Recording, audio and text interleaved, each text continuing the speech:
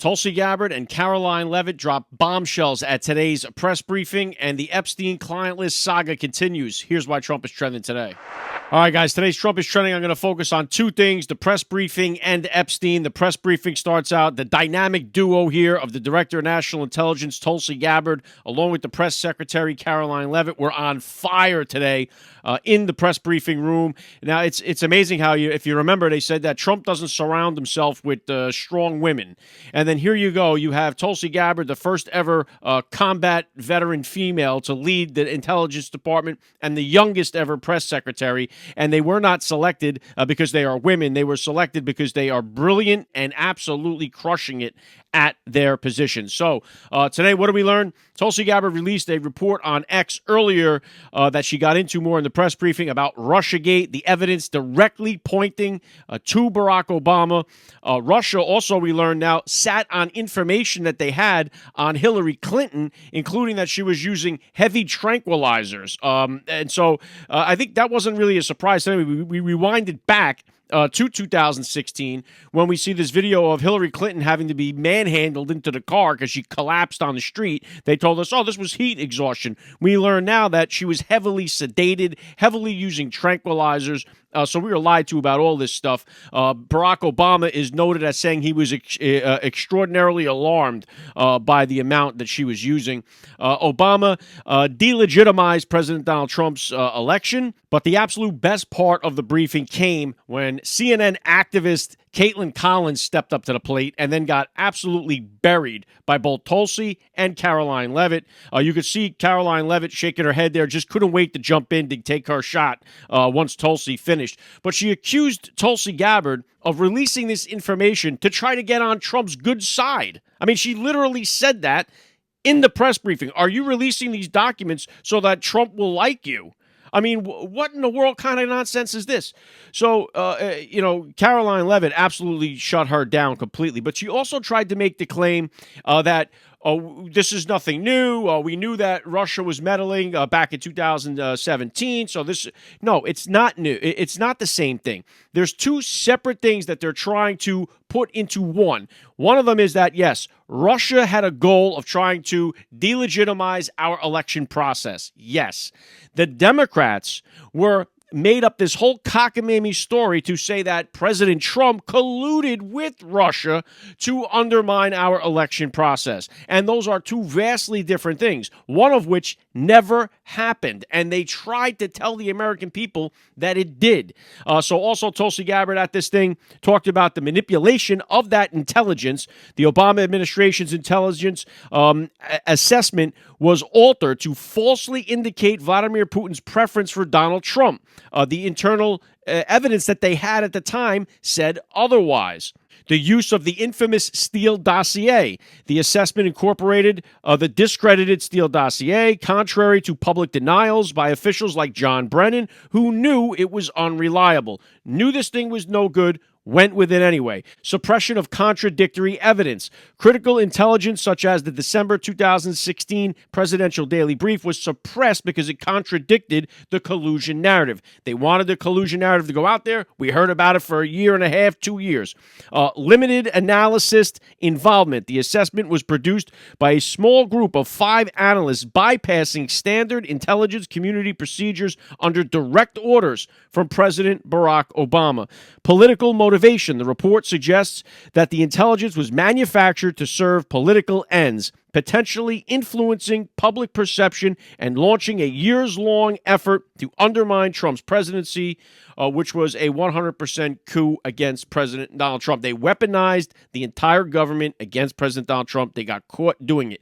This is the story. And they also said in the briefing there today, too, they're talking about you had journalists that got Pulitzer Prize winners because of stories they wrote about a complete fabrication. So, I don't know. Now, a lot of people were saying treason. This is a treasonous act. It's obviously a betrayal of America. I don't know if this is sedition. I don't know. Now, this has been referred to the DOJ for them to continue, and they have got to press charges on one of these people, Obama, Brennan, Comey. I mean, these people were all involved in it, and so we have to see this thing play out with some accountability. That is going to be the next thing we all look to.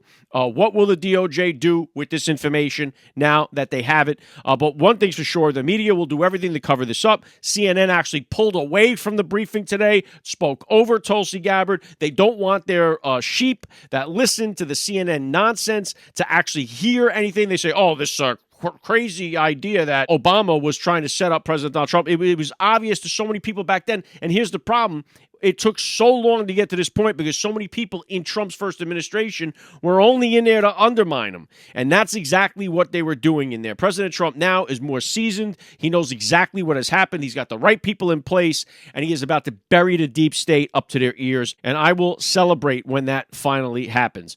The number two thing we're going to talk about here is the Epstein list. The Dems now are using the Epstein as a distraction. They're using this Epstein client list thing as a distraction now to take away from the fact that Barack Obama committed treason, that they all got caught undermining, burning the Constitution to the ground. And they're also using the Epstein Files thing to try to help split the MAGA base. They're using it to try to, as a distraction, so they don't have to talk about Trump's wins. They don't want people in the United States discussing the way that Trump has crushed it in his first 6 months at the job. So today you had the infamous Wall Street Journal comes out with this one. Now, mind you, the Wall Street Journal is also already facing a $10 billion, $20 billion lawsuit from President Donald Trump. This was the Wall Street Journal exclusive.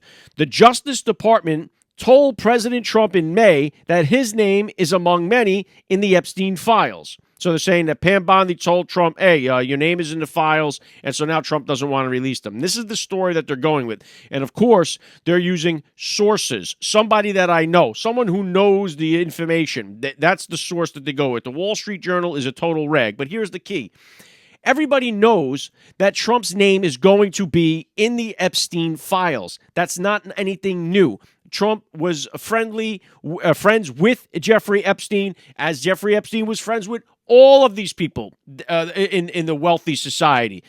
The difference is President Donald Trump threw this guy out on his ear from Mar-a-Lago the moment he found out that this guy was groping the 15-year-old daughter of another Mar-a-Lago member. He barred him from Mar-a-Lago, and that was the end of that relationship. He found out. That was it. These other people continued that relationship with Jeffrey Epstein, and being in the file and being on the island are two completely different things. But they're going to be using this, as I said, as a distraction now. They see it now. They're saying, well, now they're calling for it. The Democrats who never called for the Epstein files in 4 years are calling for it. But what happened? A Barack Obama-appointed judge just denied releasing it. So you have this federal judge, Robin L. Rosenberg, an Obama-appointed federal judge, denied the DOJ's request to unseal Epstein grand jury files. Now there's a grandstanding there. They're stopping it. So saying, oh, we want the files released. But their own appointed judge now says, no, we can't do it. I can't find a reason to do it. Now, the other thing that you have in this is that it looks like we are going to get a Ghislaine Maxwell testimony before Congress. It looks like more and more like this is actually going to happen, so much so that Congressman Scott Perry has asked Chairman James Comey of the Oversight Committee to subpoena the following individuals to full committee investigations into Ghislaine Maxwell. The list reads as follows: Bill Clinton, Hillary Clinton, James Comey, Loretta Lynch, Eric Holder, Merrick Garland, Robert Mueller, Bill Barr, Jeff Sessions, Alberto Gonzales, and then he gave some more names. So these are the people that are being subpoenaed. If they don't show up, they should go right to prison. And we know we've seen that game before, right, when it came to people like Peter Navarro and Steve Bannon. So this is what we're going to get. You want to play the Epstein game? Let's play it all the way out. And let's see. I guarantee you, it's funny, you don't see people in Hollywood playing the game with the Democrats. Yeah, release the list. You don't see any of that. Last thing, quick hitter. President Donald Trump signed 3 executive orders today on AI, accelerating the permit process to build data center infrastructure, promoting the export of American AI models abroad, protecting Americans from woke AI models driven by radical left ideology at the expense of accuracy. We know that is a big one. We can't have all these AI things that we're all going to rely on. Let's face it, they are replacing our engine searches. We're not using Google and Yahoo or none of that stuff anymore. We're all using the AI. We know that Google was corrupted by all that woke stuff. We cannot have it with AI. Trump is making sure we don't. It's important to win that race. AI is going to come at us at 1,000 miles an hour really soon. It already is halfway there, and it is picking up speed every day. If you enjoy these breakdowns every day, you can buy me a coffee. I got the link down there in the description below. Don't forget to follow the podcast so you can hear why Trump is trending each and every day. Trump is trending, he's everywhere. From the news to the cafe, he's in our air.